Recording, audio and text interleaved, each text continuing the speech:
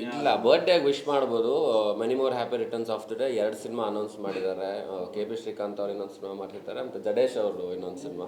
ತುಂಬ ಸಖತ್ತಾಗಿದೆ first look. ಅದು ಲ್ಯಾಂಡ್ ಲಾರ್ಡು ತುಂಬ ಚೆನ್ನಾಗಿದೆ. ಆ, ಖುಷಿ ಆಯಿತು ನೋಡಿ ಅದನ್ನು.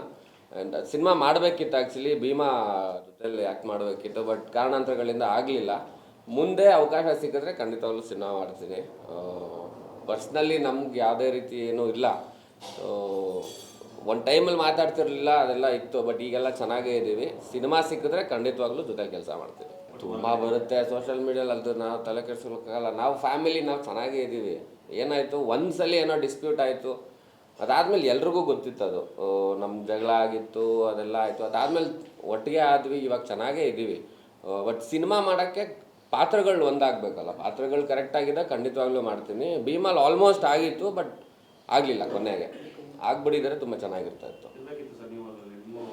ನನಗೂ ಆಸೆ ಇದೆ ಇರಬೇಕಿತ್ತು ಅಂತ, ಬಟ್ ಏನು ಮಾಡೋಕ್ಕಾಗತ್ತೆ, ಇರ್ತಾವಲ್ಲ ನಮ್ಮದು ಸಣ್ಣ ಪುಟ್ಟ ವ್ಯವಹಾರ ವಿಚಾರಗಳು. ಸೊ ವರ್ಕೌಟ್ ಆಗಿಲ್ಲ ಅಂದರೆ ಮಾಡೋಕ್ಕಾಗಲ್ಲ.